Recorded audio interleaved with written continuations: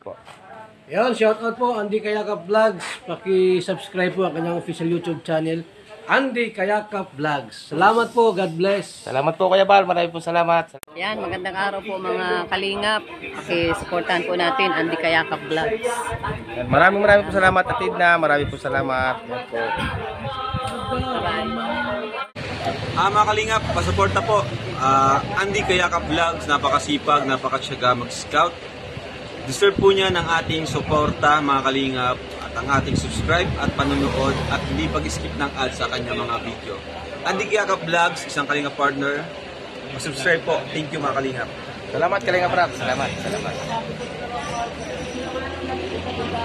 Yun mga kalingap, sa inyo po lahat. Good morning po. Ang oras po ngayon ay alas 6:30 mga kababayan. Ayan po, welcome back my YouTube channel. Ang inyong lingkod Andy Kayakap Vlogs, isang matyagang vlogger, isang matyagang scouter mga kababayan.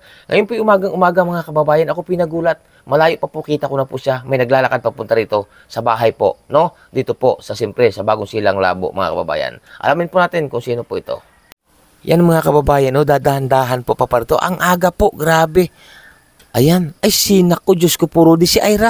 O Ira, bakit ka nag-impake? Hello po, gandang umaga. O bakit ka nag-impake? Pasukan na po.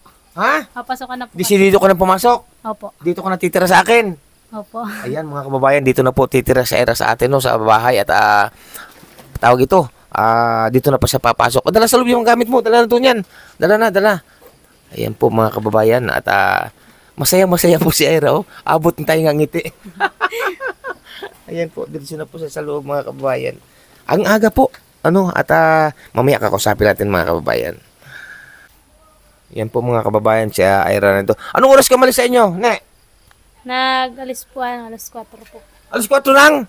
Maaga po. Dilim pa. Madaling araw ang tawag doon. Opo, nagising kami, alas 3 po. Ay grabe. Anong sinakyan mo paparto? Yung single lang. Doon po sa, sa asawa po ng api ko. Single lang sinakyan mo. Opo, nagsabay. Ay grabe po mga kababayan. Yan po si Ira, no? At bigla po dumating dito sa atin kasi nga po tayo po magpapaaral nito. Kaya si Andy Kayakap Vlogs po, no? Dito na po ito mag-aaral sa akin. Ang bata ito para naman po ay siya makapag-aral. Kasi doon sa pagpapasukan, doon sa balak po niyang papasukan, napakalayo po noon. At siyempre uupa pa, no? Ngayon dito sa atin, di na po siya uupa. Grabe. Dito ka na talagang pumasok? Oo. Ha? Opo. Grabe. No? O, kamusta naman ang bahay mo doon? Ayos man po. Ayos naman. Baka naman napakadumi. Hindi naman po. Malinis. Ayan po mga kababayan, malinis. Malinis naman po. Kailan bang start na yung pasukan? 29 po. Nito, 29 nito. Opo, ngayon 29. Ayan mga kababayan, 29 daw po ang pasukan niya. Ang lakas ng hangin, no? Sa inyo ba malakas ang hangin? Malakas po. O maganda nga at medyo parang malamig na. Hindi na masyadong mabanas, no? Hindi man naulan doon sa inyo? Hindi naman po.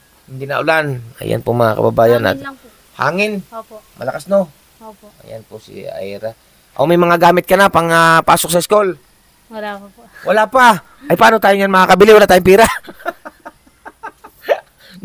Naubusan tayo ng pira. Nakapag-pa-enroll ka na naman, oh. Opo. Magkano ba yung pinatahin nating uniforme? Magkano bang babayaran doon? Limot ko din po. Alam ko po yun. 2,250. Opo. Ang babayaran natin, no? Sa uniforme. Pero wala pang gamit, no? Wala pa po. Sige. Saan tayo bibili? Sa isang araw. Bibili tayo ng mga gamit mga kababayan. Po sa Ira at narito na po sa atin, no? Dala na po yung kanyang mga abubot na gamit. Wala ka pa rin bag, no? Wala po. Napampasok. Sapatos, wala pa rin.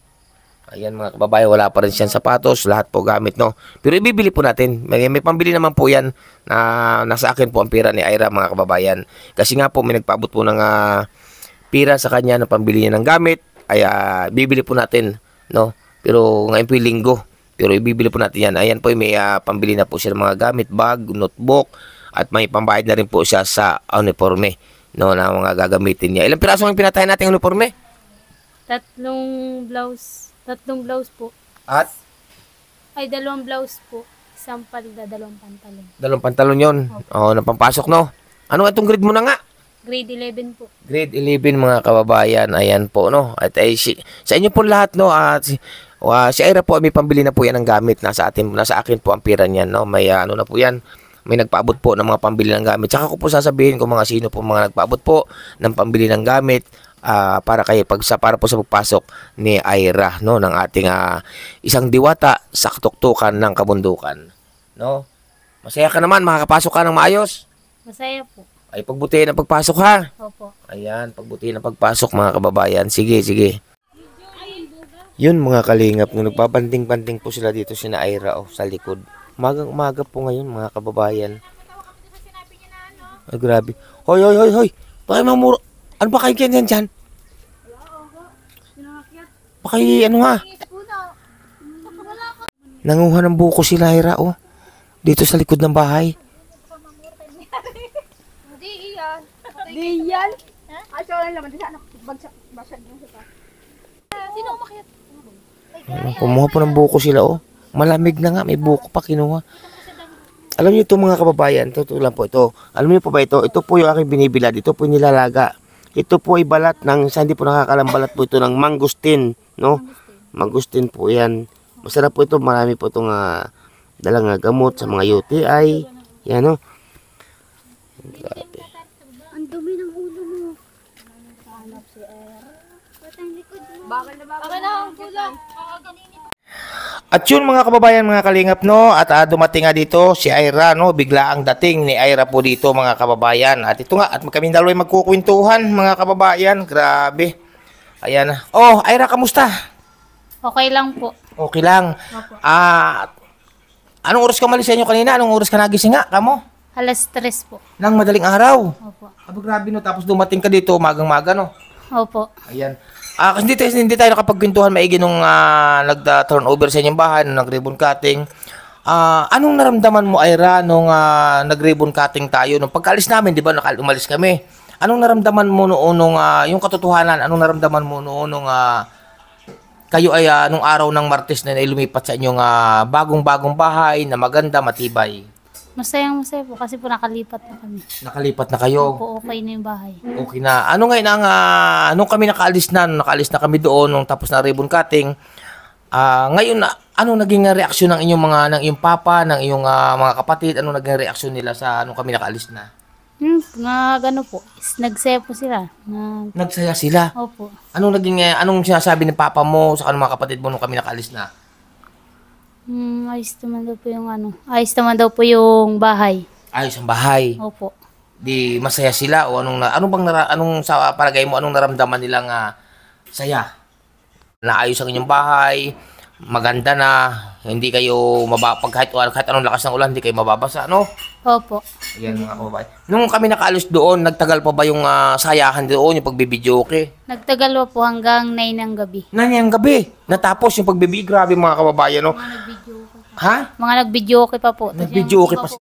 Yan, mga kababayan, no? Nung pag-alis pala namin doon kasi hapon na kami umalis, inabot pa daw po pala ng alas 9 ng gabi. Opo. Ang sayahan, nagkasayahan pala po pala yung mag-aanak, saka yung mga kapitbahay. May mga nagdating pa po kasi noon eh. Mga dumating pa. Mga dumating pa po. Kaya ubos din po yung bihon po na madami. Ay, may nakain pa naman yung mga dumating. Opo, Di ba nung umalis ako doon, marami pang nilutong bihon, pero yung karne, yung ulam na manok, adobong manok, kakunti na. Meron pa, ubos po. Ha? Ubos po, dahil pa pong nagdating pa. Ang dami pang dumating. Grabe, no? Nakakain naman sila ng ayos yung mga huling dumating.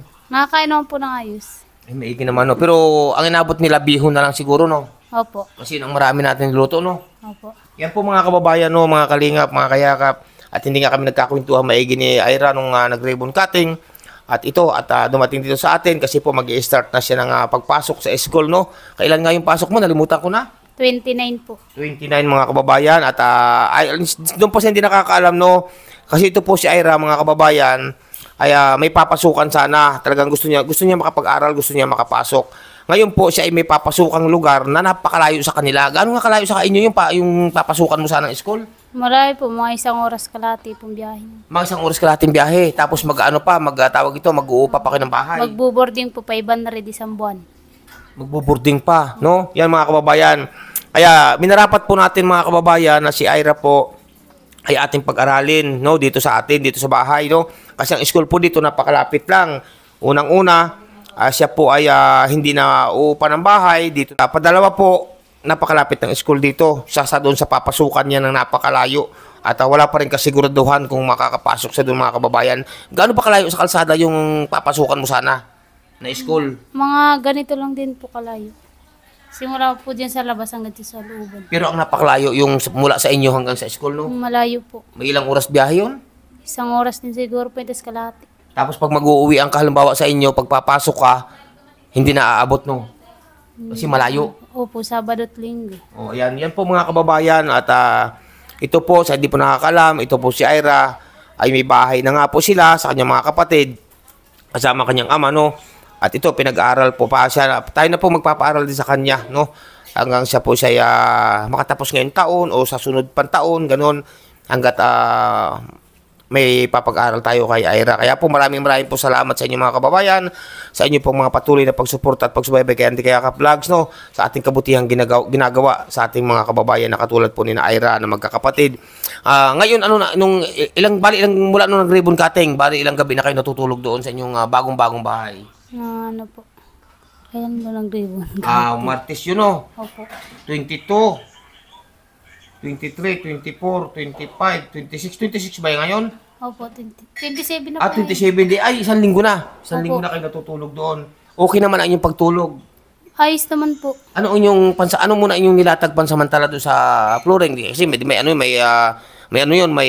linoleum. Anong nilatag ninyo doon sa bukod sa linoleum? Karton po. Karton. Akala ko may banig doon. Bilis po yung karton po, tapos sunod po banig, kasi po siminto. Oo. Karton muna bago banig ang inyong nilatag, no? Ay, sino natutulog doon sa pinakakwarto mo doon? Doon ka na natutulog sa pinakakwarto mo? Opo. Sino Kami katabi? dalawang babae po. Sa dalawang ba? Yung mga bata, sina Arcel, yung mga kapatid mo doon sa isang kwarto naman. Opo. Ay, si Papa mo saan natutulog? Natabi din po doon. Doon din. Mga lalaki po. Oo, ayan. Ingatan, laging malinis, no? Opo. Pero Tinataniman na po nila ngayon. Tinataniman ang... Tinataniman po ng mga halaman, tapos binakuran na rin po pa ikot. Binakura na. Ayan, mga kababayan, no? Binabakuran na, kabak pa lang po ngayon ng may bakod. Binabakuran. Magaling at mayon. Binabakuran daw po ng... Sino nagbabakod naman? Si Papa po, tapos yung isa po. Kaya naman niya magbakod. Kaya naman po. Oo, Yung dalawang lalaki po nagkuha po ng sa bundok ng kawayan. Ay, yung dalawang kapatid mo. Opo. Kumuha si Arcel sa kasi, kumuha ng tawag ito, ng mga kawayan Opo. sa bundok. Mga kawayan. Ay, grabe mga kababayan, no? Yan po. Tiyataniman na daw po ng halaman, yung kanilang bagong-bagong bahay, saka binabakuran. Grabe. Ngayon, maayos na ang inyong sitwasyon doon sa hindi na kayo magpapalipat-lipat ng tulugan. At talagang napakaayos na, no? Maganda na, maayos pa. Ay, tawag ito, yung bambusit. Saan nakalagay yung sa terrace? Doon po sa terrace yung lamisa po, tapos yung dalawang bangko. Yung isang bangko po sa loob na po nilagay. Sa loob yung mahaba. Opo, sa loob. Sa loob yung dalawang yung mga bangko plastic sa loob din.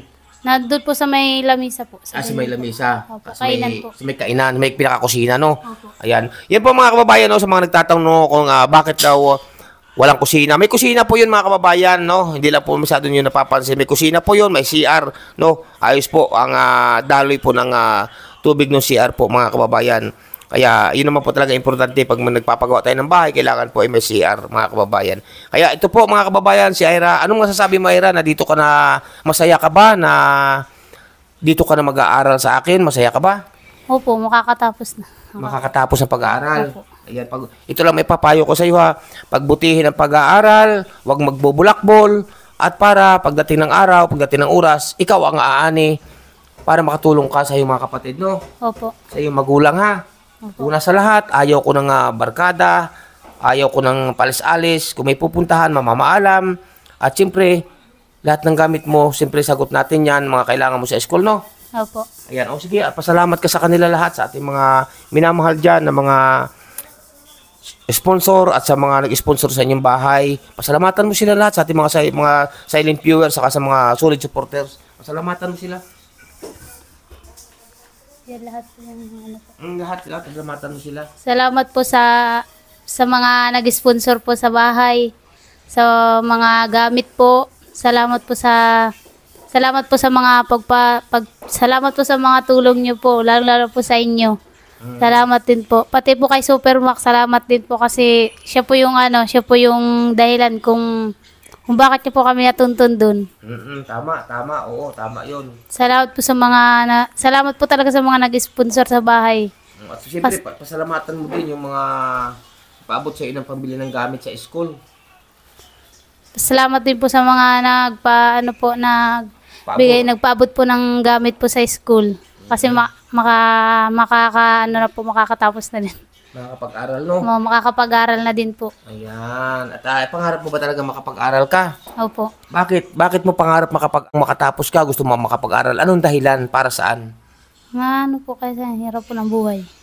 Sa hirap ng buhay. Opo. Ngayon, kung sakaling makatapos ka ng pag-aaral mo, kung sakaling kayo makapag-aral, makatapos, anong gusto mo maging trabaho pagdating ng araw? Gusto ko po talaga yung pagluluto po. Sa pagluluto po. Kusinira. Ano tawag doon? Cook. Opo. Ay, gusto mo yun po tawag doon? Mga chef po. Chef. Opo. Yun ang gusto mo. Bakit sa ngayon, anong alam mong luto sa ngayon? Bakit mo naging pangarap ang maging chef o maging cook? Ano bang alam mo ng luto sa ngayon? Marami na din po. Ano, tulad ng pritong sunog? Anong mga alam mo na luto sa ngayon? Anong alam mo luto na? Yung mga sa karne po, yung marami na din po. Pero yung mayroon pa po mga gusto ko po matutunan sa pagluluto. Oo, yun ang pangarap mo na mag-iisa kang chef o cook, no? Tagaluto, no? Ayan, mga kababayan, ang pangarap niya. Anong pinakapaborito mong lutuin sa ngayon kung may lulutuin? Ang mga gulay po. Gulay muna sa ngayon kasi wala pa naman ibang lulutuin, no? Opo. Anong paborito mong gulay lutuin? Anong klaseng luto? Na gulay po. Mm-mm.